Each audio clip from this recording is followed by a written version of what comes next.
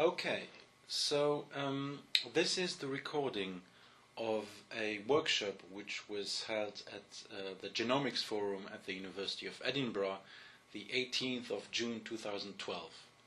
The title is Knowledge Brokering: How Can Theory Be Useful in Practice? My name is Morgan Meyer, and I'm a postdoc at the École des Mines in Paris at the Center for the Sociology of Innovation, and I held and co-organized this workshop together with Christine Knight from the Genomics Forum.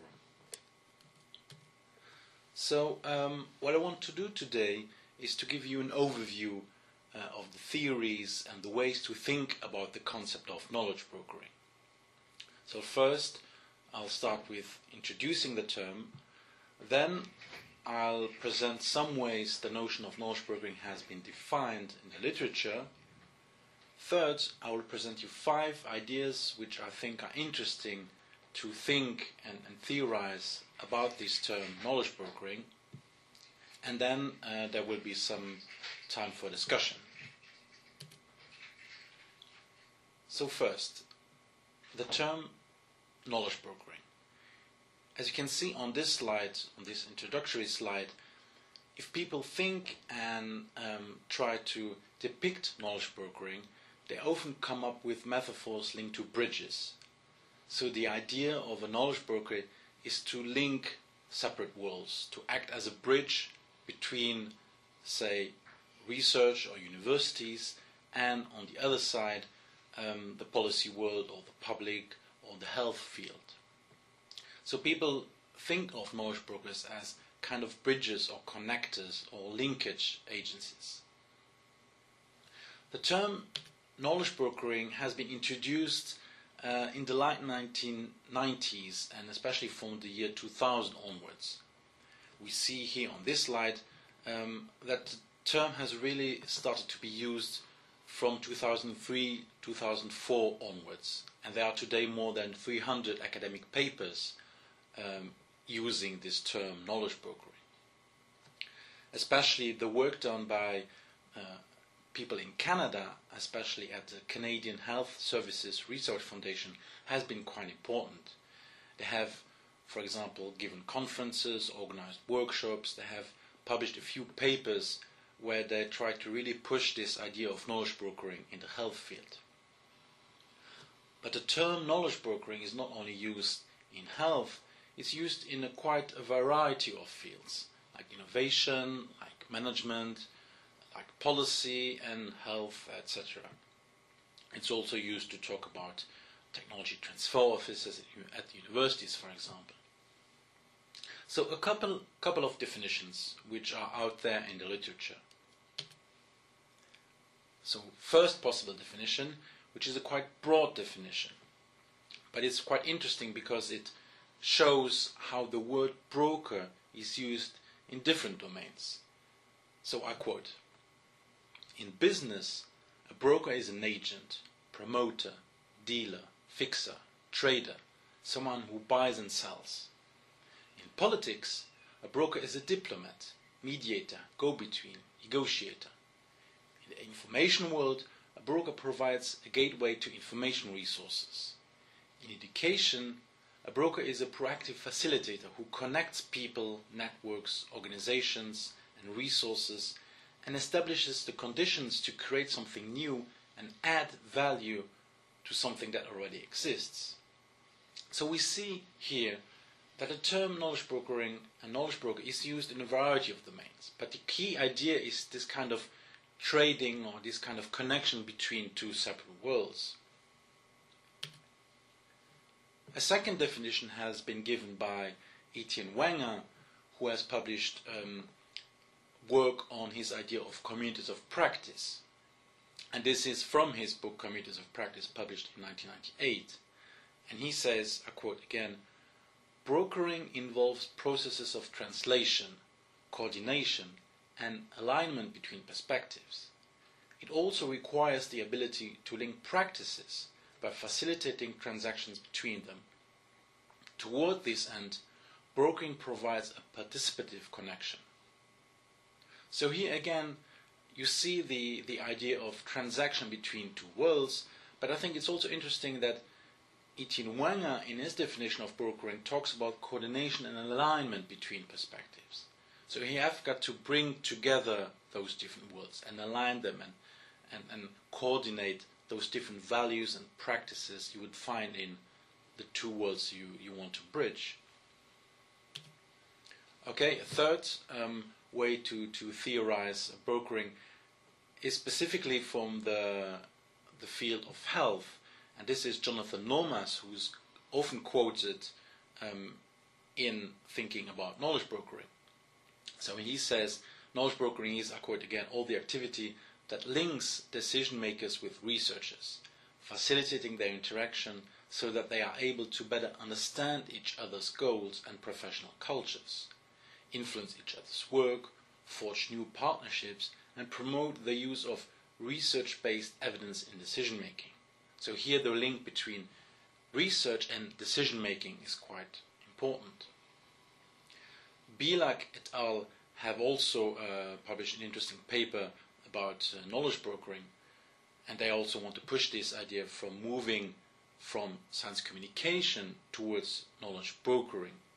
And they say that knowledge brokering is typically used to refer to processes used by intermediaries, knowledge brokers, so in intermediating between sources of knowledge, usually in research, and users of knowledge. And they say it involves bringing people together, helping to build links, identify gaps and needs, and sharing ideas.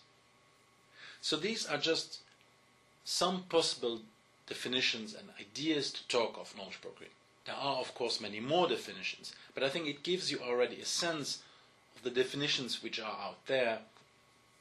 And I think one of the important things is that there is probably not one single definition, but that you should try to find one definition that works for your specific practices.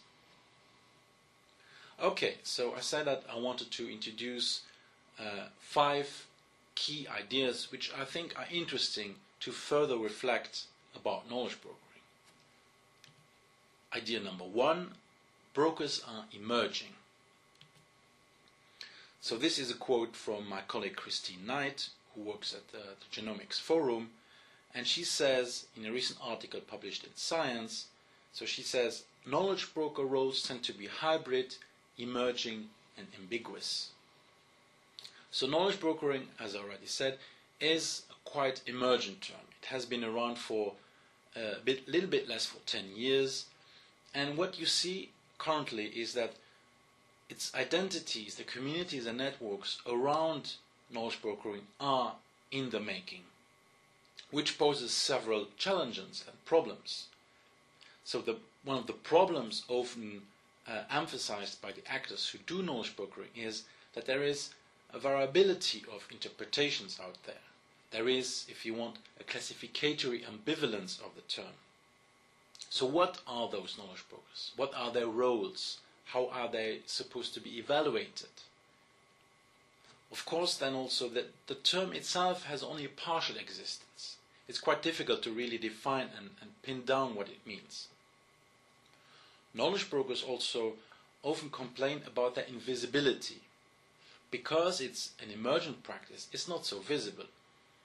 And because it's a practice, an idea, a kind of agency that is between different worlds, it's quite difficult to make this role visible and valued in, for example, academia, which has its own structures of evaluating, quantifying research and visible outputs. But I'll come back to that later. But yet, despite this emerging, and despite its emergence, and despite the relative newness of the term, there are what we could call community-making devices which could establish this community of knowledge brokers. So there are things like conferences, forums, journals, newsletters that help to build a community of practice of knowledge brokers. Okay, idea number 2, boundary objects. So here is a quote from a very famous and often quoted paper in Science Studies, or Sociology of Science, by Starr and Griesemer. So they've coined the term boundary objects in their study about a natural history museum, and they were specifically interested how amateurs and professionals work together to produce science. So I quote from them. So they define boundary objects as those scientific objects which both inhabit several intersecting social worlds and satisfy the informational requirements of each of them.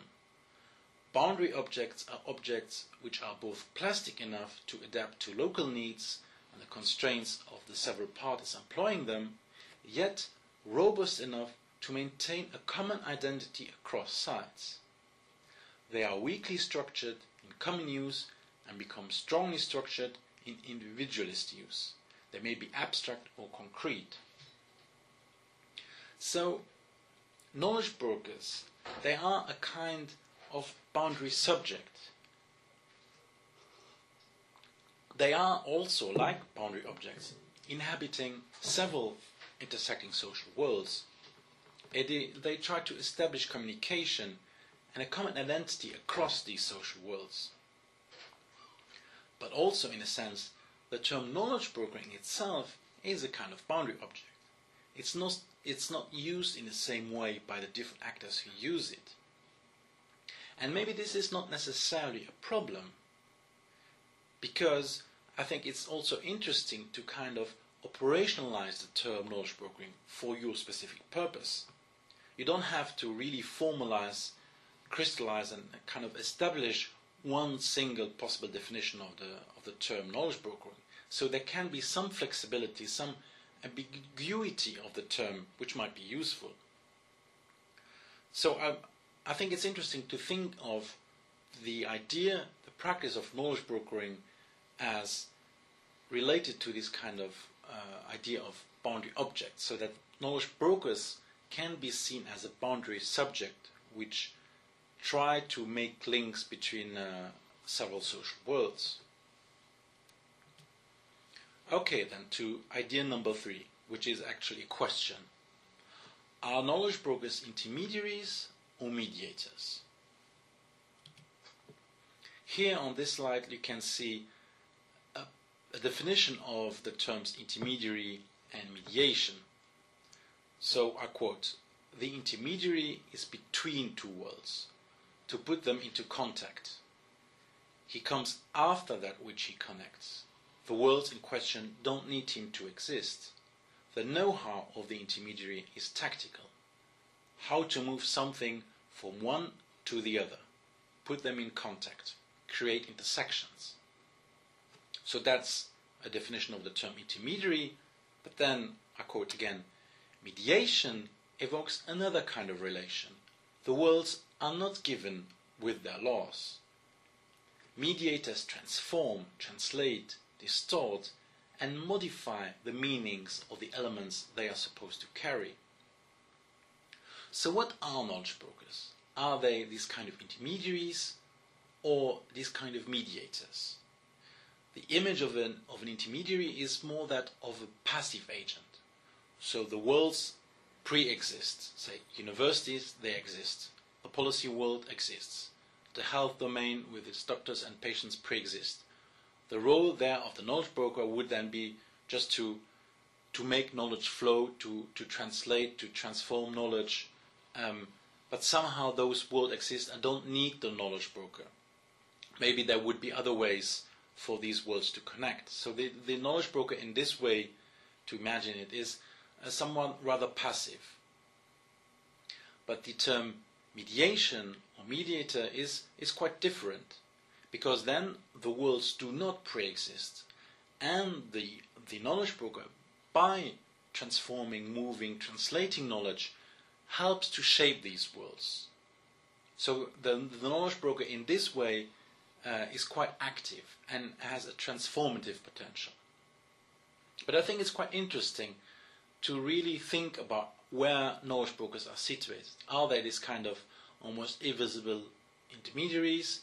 Are they quite passive, or are they really active? And how close are they to the world? And how much power do they have in shaping those worlds? It's not only about shaping the world where knowledge moves to, like, say, the policy world or a hospital or the public, but it's also shaping, in return, the research world or universities by bringing to that world certain kinds of questions or certain ways to look at problems. Okay, idea number 4. So here the idea is to move from the idea of brokering knowledge to the idea of brokered knowledge. Because, as I already alluded to, knowledge brokering is not only about moving knowledge, it also means really transforming knowledge. Knowledge brokering means translating knowledge, transforming knowledge, maybe summarizing knowledge. So here's a quote from a paper I wrote in Science Communication about knowledge brokers. And there I defined brokered knowledge as knowledge made more robust, more accountable, more usable. It's knowledge that serves locally at a given time. It's knowledge that has been and reassembled. So I think it's important to really think what knowledge is and what happens to knowledge in these processes of knowledge brokering. Sometimes the term itself, knowledge, is quite black boxed. You suppose that there is some kind of knowledge out there and you've got to move it between different people or different social worlds. But I think it's important to really stress that when being moved, knowledge is also transformed. You do something with knowledge in these processes. For example, you might summarize a research paper from 20 pages to 1 or 2 pages. So there are different ways to transform knowledge, to make it more usable and more applicable. Because in the policy world, for example, on the health field, people who work there might not necessarily have the time, the efforts or the energy to read, say, a 20-page research paper. So the idea then of the knowledge broker is to really rephrase and reshape and transform the way that researchers write about their knowledge. Okay, so this is the idea then that I think it's important to think in terms of what is done to knowledge to make it able to move. Idea number 5, brokers are not only in between. So, as I already said in the beginning, if people talk about knowledge brokering, they often talk in terms of bridges or in terms of gaps. You've got one world, you've got another world, and knowledge brokers try to build a bridge, try to bridge that gap. But I think that's only one possible way to imagine and depict knowledge brokers. Knowledge brokers, in the empirical data I have collected, and also my colleagues like Christine Knight have collected, they do much more than just simply moving in between two worlds. If you talk to knowledge brokers, if you read the academic literature, you see that knowledge brokers, for example, they are also a kind of a coach. And here on this slide you see, of course, a coach in football, but I think it's quite important to think of the role of a coach. So what is the role of a coach? The coach works with people. It's not only working for people, but he's really helping people. He works with people. He accompanies people to get to somewhere, to win a match in the case of football. So, but the idea of a coach is much different from the idea of an intermediary who would move in between. So rather than being in between and working for people, the idea of coaching is to work together with people. So in this sense, the coach can be the knowledge broker can be a facilitator or a catalyst. So he or she facilitates learning processes, he or she facilitates the movement of knowledge, and the knowledge broker really helps and accompanies the different actors in their learning, in the way they ask research questions, etc. So the role of the knowledge brokers is quite multiple. It is about being this kind of intermediary, coach, catalyst. It's also about managing knowledge, and of course it's also about building links and building connections. So he or she is a kind of a linkage agent, and also then a capacity builder. And on these slides with possible images, the image I quite like is the one at the bottom right, which shows a bridge which is being built. So it's not a bridge that exists, that already links two separate worlds, but here you see a bridge which points towards the future. It's an arrow, but the arrow is not yet established, it's not yet built. And I think that's also what a knowledge broker is. It's really some kind of a storyteller. So he or she moves into a certain direction. You don't necessarily know what will happen, how knowledge will transform people's activities and practices and the way they think. So I think that's an important message, that knowledge brokers are, okay, they're moving in between different worlds, but they're also moving towards a new world. So these were basically the 5 key ideas I wanted to present today. There are a number of texts I could recommend, as you can see on this slide. So the text by Alex Bielek and co-authors, I think, gives you a quite nice overview of what they think that knowledge brokering is. So they, as I already said, they want to move from this idea of science communication to knowledge brokering. The Canadian Health Services Research Foundation has done a couple of papers on the idea of knowledge brokering, and I already referred to the work by Jonathan Lomas, who is quite a visible actor when talking about knowledge broking in the health field. And I did myself a short paper on the rise of the knowledge broker and one of the possible ways to theorize knowledge brokering in the journal Science Communication. So this is, of course, a recording from the workshop we did on the 18th of June 2012, and we did not record a discussion, but what I wanted people to do in the discussion is to think about those 5 key ideas. So what does it mean for a profession like knowledge brokering to emerge? Second, how can we think of knowledge brokers as these kind of boundary objects or boundary subjects? Third, so where would you situate yourself? Are you this kind of intermediary who is struggling maybe with invisibility and some kind of a passive role who is not really evaluated within the system of universities, or would you consider yourself a mediator, or are you actually involved in mediation?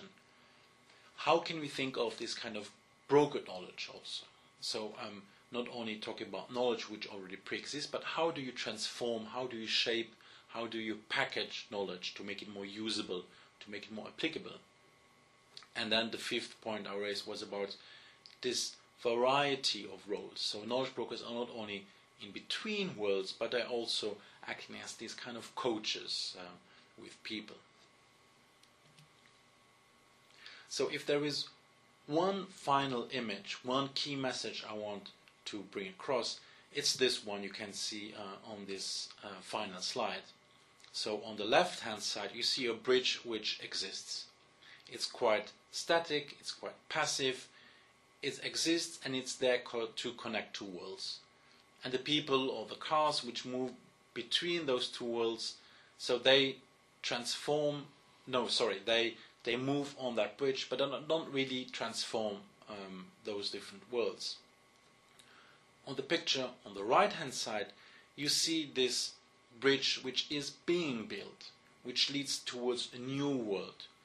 So this is the idea of more that of a journey, of a story, of knowledge brokering helping to shape the worlds to lead to certain directions.